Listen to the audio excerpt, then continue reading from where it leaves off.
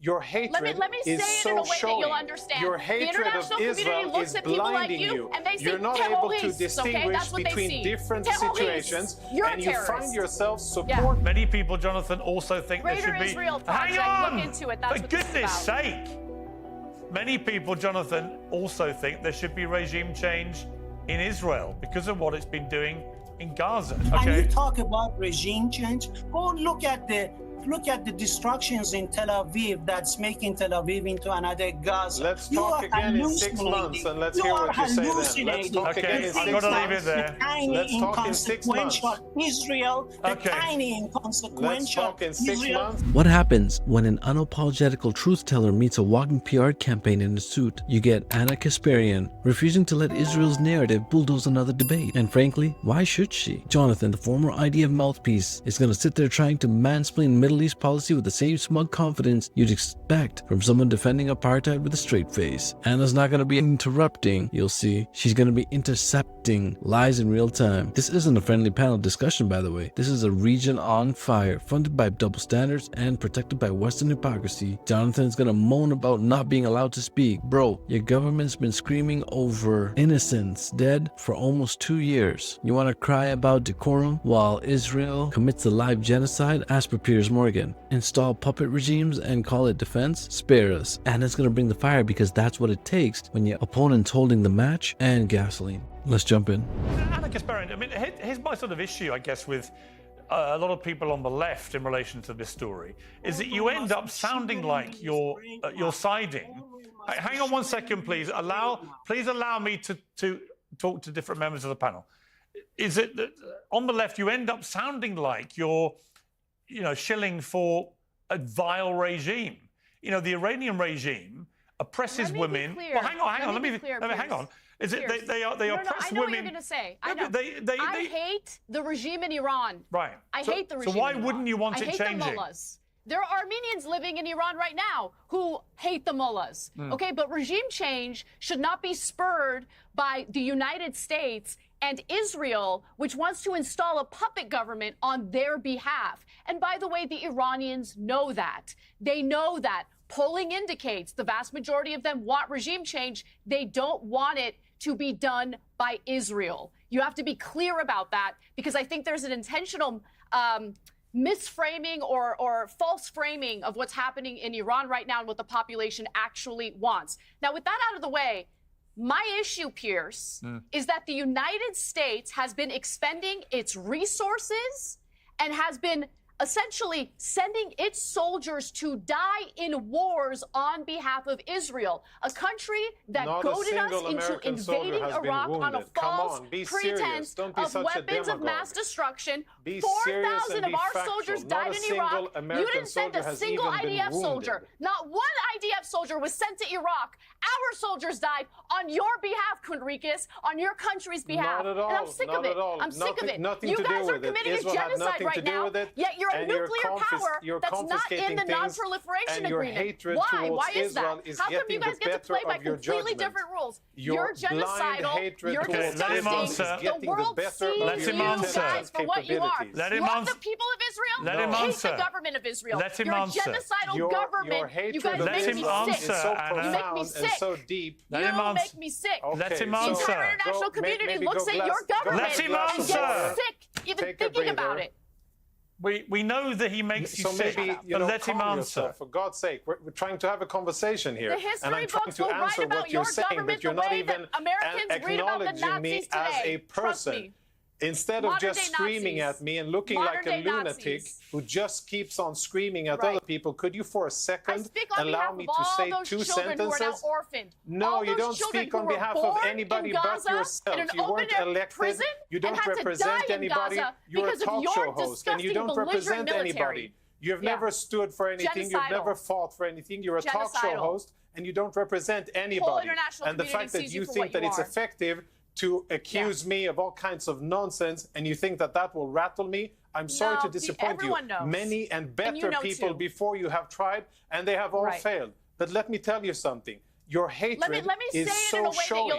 Your hatred of Israel is blinding you. You're not able to distinguish between different situations and you find yourself supporting a genocidal regime just out of your burning hatred towards Israel. And I think that is so compelling for people to see how you behave. Okay, don't all start talking, otherwise I'm going to literally give up. All right, let me just look. Let me go. I feel bad for the people of Israel. Let me go back, if I may, to Kaveh. Let me ask Kaveh this question. Kaveh, in an ideal world, Kaveh, do you think it's right, as John Bolton said, that the young population... This isn't fair. She's been screaming over me the entire conversation. I've said one sentence, and I've been sitting here for 45 minutes. I agree. I would really like to say one sentence without her screaming like some crazy person. Well, then totally, let's see if she'll let totally consumed by her hatred. You guys are such victims. Right. So I would like to say one thing.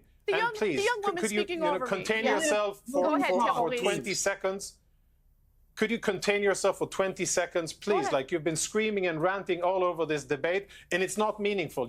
People don't hear what you say, they don't hear me. Nobody makes sense of it. So please do me a favor and allow me at least to say 2 sentences. The Iranian regime now is struggling like any dictatorship with a new and dynamic situation. They're not used to not being in the driving seat. They're not used to not dictating in events. And for the first time in 25 years, Israel is taking the initiative. And Israel has now peeled back the layers of the ring of fire around Israel. And Israel is, yes, and I can say this not officially as a spokesperson, but this is what I understand. Israel definitely is trying to bring about regime change in Iran. Why? Because it would be better for the entire region, for the Iranian people, and definitely for Israel. But many people, prosperity. All right, but Jonathan, many people also... Hang on. Many people, Jonathan, also think there should be... Israel project. Hang on! Look into it. That's For goodness sake! Many people, Jonathan, also think there should be regime change in Israel because of what it's been doing in Gaza. So there's a lot of talk of regime change generally. Piers. Yeah, well, okay, but... Yeah, but that's called elections. Sure. And I have many friends. I have friends and family who feel the same way, and I have others who feel differently. And luckily for Israel, luckily for us who live here, and luckily for the 2 million Arabs who live in Israel, Israel is a democracy, and we get to vote, and we get to vote what we like. Currently, we have a government who I think is definitely should be criticized for many things and how it has managed those situations since October 7. But I think the government and the Prime Minister has done a very brave and good thing for the future of the region in attacking Iran. Okay, let me give the final word to our Iranian guest. Over to you, Kaveh, for your final word here. Well, Mr. Morgan, it is abundantly clear that 2 nuclear-armed states are ganging up on another state, the regional rival, using a lame excuse of proliferation in order to cause regime change, partly because Iran is part of a new multipolar world, a member of the Shanghai Cooperation Organization, part of the BRICS nation, and the United States has been seeking a rollback of the historic Iranian revolution for 46 years, and now are seizing on this opportunity in a very systematic fashion, using their mouthpieces, such as your guests here, in order to provide the stage setting for this rollback strategy. And all these spinners like the warmonger, who Mr. Trump himself labeled as a warmonger, who didn't like a war that, didn't start in the world, is not cheering Mr. Trump because Mr. Trump is implementing his script for regime change in Iran. This is a travesty of international law, a violation of the UN Charter. Most of the world leaders have condemned it.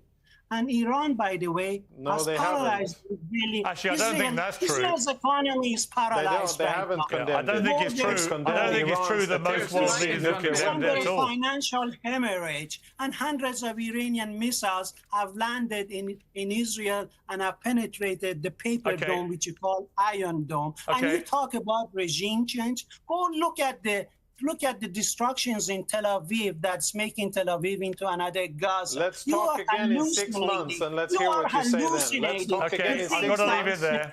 Let's talk in 6 months. Israel, the tiny inconsequential Let's talk in 6 months and we'll I've see. got to end it there because honestly, I am completely and utterly. You are hallucinating. Okay, I tell you what, I'm hallucinating.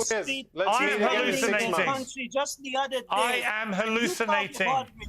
Let's be real, Jonathan didn't just lose this debate, he got politically evacuated. This wasn't Anna not letting him speak, this was Anna slapping a muzzle on propaganda in real time. The moment he started crying about not getting his turn, the entire internet rolled its eyes. Bro, your government had 76 years of airtime. Maybe sit this one out while the victims finally get a mic. Jonathan came armed with talking points and tired cliches, but Anna came with receipts, rage, and the weight of a region drowning in blood. While he waffles about democracy and talking initiative, Anna was throwing down the reality. US soldiers died in wars Israel lobbied for. Tel Aviv wants regime change everywhere, but in their own genocidal backyard, and the so-called rules-based order is just code for we do what we want. And here's the kicker. Jonathan whines about being elected, not representing anyone. That's the honest thing he said all night, because unlike Anna, who represents the anger, grief, and exhaustion of millions worldwide, he represents nothing but PR of military-industrial complex for a trigger finger and a victim complex. Hope you enjoyed this video. Don't forget to like, share, and subscribe, y'all, and I'll catch you in the next one.